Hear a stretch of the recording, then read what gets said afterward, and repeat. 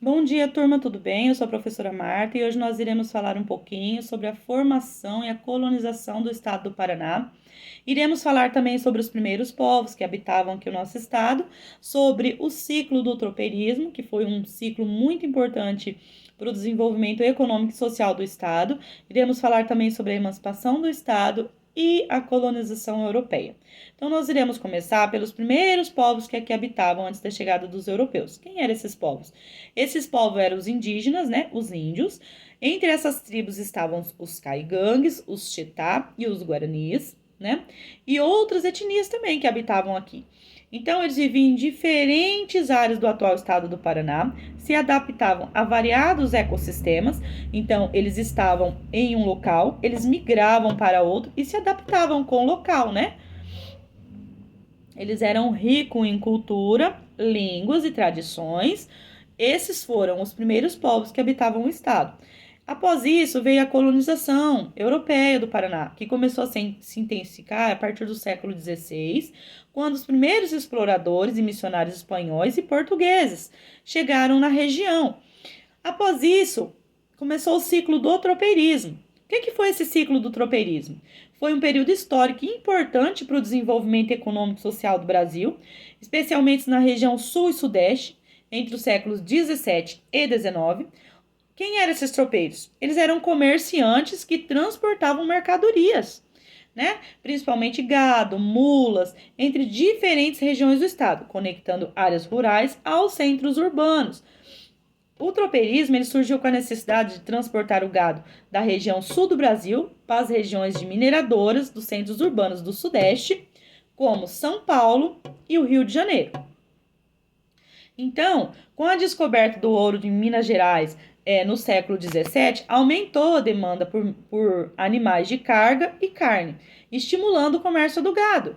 As principais rotas dos tropeiros que eles atravessavam eram os estados do Rio Grande do Sul, de Santa Catarina, o Paraná, São Paulo e Minas Gerais. Então, eles atravessavam diversos estados para levar essas mercadorias que eles precisavam para comercialização, né? Então, uma das mais conhecidas era as Estradas das Tropas, que passava pelo Planalto Central da Serra da Mantiqueira. Então, o tropeirismo ele foi fundamental para a integração econômica do Brasil colonial, promovendo o comércio de gado, de alimento, de couro, de sal e outros produtos entre diferentes regiões dos estados que eles passavam, né? Além disso, os tropeiros desempenhavam um papel crucial no abastecimento das regiões mineradoras. O ciclo do tropeirismo, então, levou à fundação de várias cidades ao longo das rotas tropeiras, que servia como ponto de parada e de comércio no Paraná. Por exemplo, as cidades como Ponta Grossa e Castro surgiram com os importantes pousos dos tropeiros, né? Então, por onde eles iam passando, os grandes fazendeiros viam que ali iria gerar lucro, renda, né? Eles começaram a construir casas, mercearias, né? Comércios nas beiradas das estradas. E foi assim que foi se dando as grandes cidades. Essas cidades, elas se tornaram centros de comércio e de cultura. Então, o tropeirismo deixou um legado muito importante, especialmente nas tradições e nos costumes do sul do Brasil. Como, por exemplo, as festas típicas, as músicas, as danças, a culinária regional, como o virado tropeiro. Nós conhecemos o virado tropeiro, né, turma? São heranças desse período. Além disso, o tropeirismo ele influenciou a formação da identidade cultural de muitas regiões. Começou a declinar no final do século XIX com o advento das ferrovias, né, que ele começou a perder força. Posteriormente, das estradas de rodagem que começaram a surgir e se tornaram um transporte de mercadoria mais rápido e eficiente. Foi aí que eles deixaram de perder, né? Começaram a perder força por causa da fundação de estradas e rodovias. Então, o ciclo do tropeirismo, ele foi muito importante no período crucial da história econômica do Brasil, contribuindo para o desenvolvimento, né, da economia do Brasil e a formação de novas cidades e a integração de diferentes regiões do país. Como que se deu a emancipação do Estado? A emancipação do Estado do Paraná refere-se ao processo da separação do Estado em relação à província de São Paulo, que era uma província de São Paulo, tornando-se uma unidade autônoma do Brasil imperial.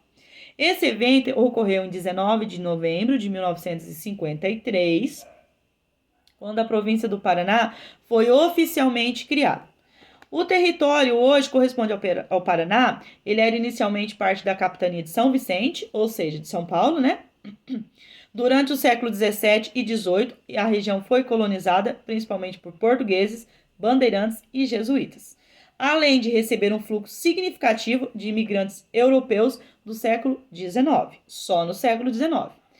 Com o crescimento populacional e econômico, especialmente devido ao tropeirismo, olha só como que o tropeirismo foi importante, tá, gente? A exploração da erva mate, as elites locais começaram a se ressentir da dependência administrativa e econômica em relação a São Paulo, né? As dificuldades de comunicação e o descaso do governo provincial de São Paulo aumentou os desejos de autonomia. Eles queriam deixar de ser dependentes de São Paulo para passar a ser uma província, né? O estado do Paraná, queriam ser dependentes deles mesmos, né? Então, as lideranças locais fizeram o quê? Quem eram essas lideranças? Eram os comerciantes, os fazendeiros, os intelectuais, começaram a articular uma emancipação política do Paraná. Então, essas articulações ganharam força com a fundação de cidade e a expansão das atividades econômicas que exigiam uma administração mais próxima e eficiente, porque tudo que eles precisavam, né, eles dependiam de tropeiros para levar para outros grandes centros, né? Dependiam deles. Então, ele dependia de São Paulo para tudo. Precisava de alguma coisa, precisava ir lá em São Paulo. Ele falou, opa, peraí, o estado está crescendo, né? Então, vamos emancipar o nosso estado. Começaram, tá dando dinheiro, né? Então, vamos entrar nisso daí. Então, após intensos debates, né, muitas discussões, negociação política, o imperador Dom Pedro II assinou a lei que criou a província do estado do Paraná em 19 de dezembro de 1953. A nova província ela foi composta por territórios que anteriormente pertenciam a São Paulo, como Curitiba, para se tornar a capital provincial. O desenvolvimento regional, como que se deu? A criação da província do Paraná, ela permitiu que a região passasse a administrar suas próprias questões, né? Promovendo o desenvolvimento econômico e social. Começaram a ter sua cultura própria e suas leis, né? Com Dom Pedro II. Então, essa autonomia ela facilitou na construção da infraestrutura, como estrada, escola, europeus, especialmente na chegada dos europeus, que trouxeram novas técnicas agrícolas e industriais, tá? Então, a emancipação ela foi um marco importante na formação da identidade cultural do Paraná, né? A partir de então, a região começou a se desenvolver uma cultura própria, distinta de São Paulo, né, com influência das diversas etnias e povos que compunhavam a população que ali habitavam. Então, a emancipação do Paraná foi um passo crucial para o desenvolvimento do estado, permitindo o crescimento e uma importante região do Brasil, né? O Paraná é uma importante região do Brasil. Qual que foi a influência das populações indígenas e europeias africanas na formação cultural do Paraná? A formação cultural do Paraná é resultado de um processo histórico de interações entre população indígena, europeu e africano. Então, eles moldaram a sociedade paranaense com uma rica diversidade cultural. Abaixo, descrevo as influências principais de cada grupo da cultura da sociedade brasileira, né? Que é uma cultura rica em várias etnias, línguas, costumes, né? Pratos típicos. Nossa cultura paranaense ela é rica, né? Então, gente, as populações nativas antes da colonização europeia, só para deixar aqui bem entendido para vocês, no território Paraná, era habitado pelas etnias indígenas, como os Guarani, os Caigangue, os Chetá e outros que eu já falei para vocês, né? E esses povos, eles possuíam culturas ricas, com tradições orais, práticas e agrícolas e conhecimento sobre a fauna e a flora. Também viviam do artesanato nessa época para sua sobrevivência. Então, a colonização europeia começou com os portugueses, né, no século XVI, seguida por uma grande onda de imigração no século XIX, com a chegada dos alemão, italiano, portugueses, japoneses, ucranianos e outros europeus. Cidades como Curitiba e Ponta Grossa exibem influências. Então, arquitetônicas europeias, especialmente em igrejas, casarões e edificações rurais. Então, a nossa cultura ela é mista, uma cultura mista de várias culturas integradas. A imigração ela trouxe pratos europeus que se adaptam ao contexto local, né? Então, o uso da erva mate, né, também, que apesar de ser nativo, foi amplamente difundido pelos europeus, as suas festas e tradições, como, por exemplo, nós conhecemos o Oktoberfest, de várias cidades paranaenses celebram a herança alemã, enquanto a festa do tomate é em Santa Felicidade, né, Curitiba, e destaca a influência italiana.